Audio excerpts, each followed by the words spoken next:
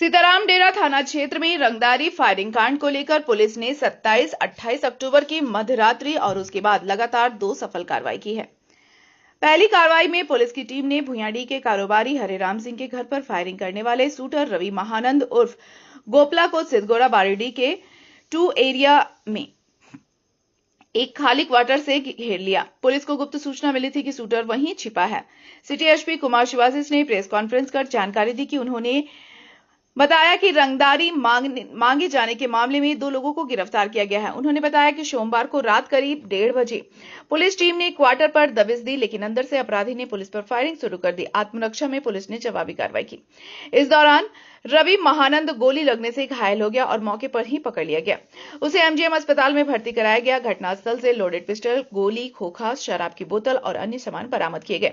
इसके बाद 28 अक्टूबर की रात पुलिस को एक गुप्त सूचना मिली कि इसी फायरिंग केस के षड्यंत्रकारी आकाश सिंह उर्फ लालू न्यू सीताराम डेरा स्लेग रोड में देखा गया है। तत्काल छापेमारी की गई और लालू को गिरफ्तार कर लिया गया। पूछताछ में आकाश सिंह ने बताया कि वह और उसका साथी दशरथ शुक्ला पहले व्यापारी हरेराम सिंह के व्यवसाय से जुड़े थे और उन्हें मासिक वेतन भी मिलता था। शराब दुकान के ठेके के समय इन्हें आश्वासन दिया गया था कि काम इन्हें दिया जाएगा, लेकिन बाद में ठेका किसी अन्य को दे दिया गया। इसे लेकर दोनों ने बदला लेने के लिए कुख्यात अपराधी सुजीत सिन्हा और दुबई में बैठे अपराधी प्रिंस खान के साथ मिलकर रंगदारी का षड्यंत्र रचा। इनके संपर्क में रिया सिन्हा और बबलू खान भी थे, जिनके माध्यम से हथियार और गोली रांची से मंगवाई गई। पुलिस पहले ही 23 अक्टूबर को दशरथ शुक्ला को 3 पिस्टल और गोली के साथ गिरफ्तार कर जेल भेज चुकी है। लगातार हो रही कार्रवाई से गिरोह के मनोबल पर असर पड़ रहा है। पुलिस ने कहा कि बाकी अपराधियों की गिरफ्तारी के लिए अभियान जारी है। 2025 को सुबह 4:50 को हरेराम सिंह, जो कि सीताराम डेरा के निवासी है और बिजनेसमैन है जमशेदपुर के, उनके घर के बाहर 3 लड़कों के द्वारा हवाई फायरिंग की गई थी और इसमें प्रिंस खान और सुजीत सिन्हा गैंग के द्वारा रंगदारी भी मांगी जा रही थी।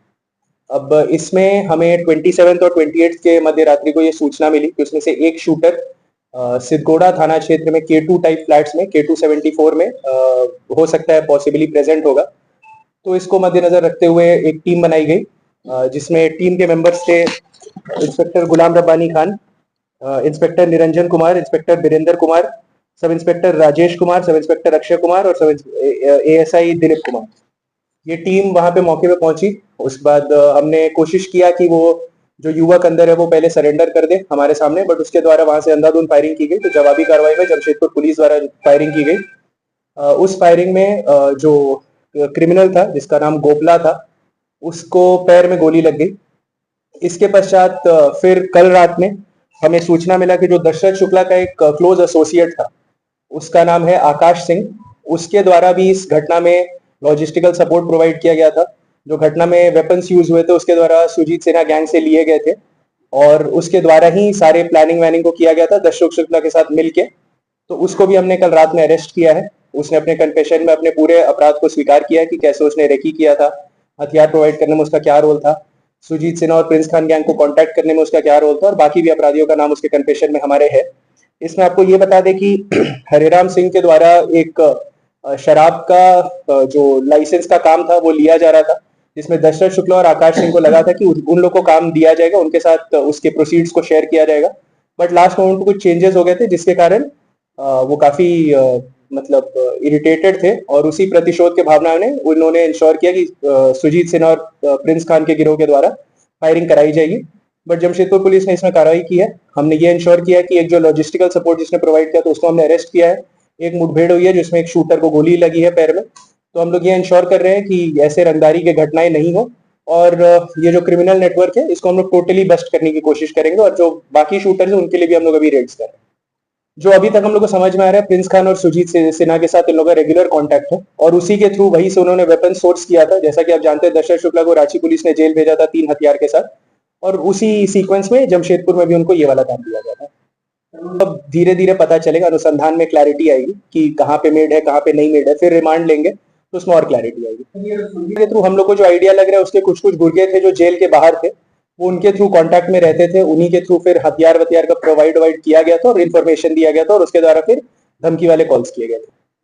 शराब का ठेका था, उसमें पहले प्रॉमिस यही था कि दशरथ शुक्ला और आकाश सिंह को उसमें कुछ कुछ प्रोसीड्स मिलेंगे, बट उस बार जब एंड में प्लान चेंज कर दिया गया हरेराम सिंह के द्वारा, तो उसने गुस्सा के भावना में आके फिर सुजीत सिन्हा गैंग और प्रिंस खान गैंग को कांटेक्ट किया था, बट ना हमने सोचा है। बट इसमें अगर किसी के दिमाग में है कि जमशेदपुर में वो फायरिंग कर सकते हैं, शहर वासियों में भय फैला सकते हैं और रंगदारी मांग सकते हैं कारोबारियों से, उनको दो चीज ध्यान में रखना चाहिए कि पहला कि हम उन्हें पकड़ जरूर लेंगे, एक दिन में नहीं पकड़ेंगे, एक हफ्ते में नहीं पकड़ेंगे, हो सकता है एक महीने में पकड़ेंगे, और जब पकड़ेंगे तो हो सकता है दोनों साइड से फायरिंग होगा, फिर लंगड़ा होगा, लूला होगा, उसका हमें ठेका नहीं लगा। हमें ऐसा कोई सूचना भी नहीं मिला है, यदि ऐसा कुछ होगा तो उस पर भी कार्रवाई की जाएगी। गोली लगी है, वो 3 बार जेल जा चुका है, और आकाश सिंह और ये लोग का भी अनुसंधान में भी हम लोग और कर रहे हैं अपराधी। जो धमकी वाले कॉल्स थे वो दुर्गा पूजा में षष्ठी के दिन से आने शुरू हो गए थे, और उसके बाद रेकी उन्होंने 3 अक्टूबर ऑनवर्ड स्टार्ट कर दी थी। 10 अक्टूबर को सुबह में 4:50 को उन्होंने घटना को अंजाम दे दिया।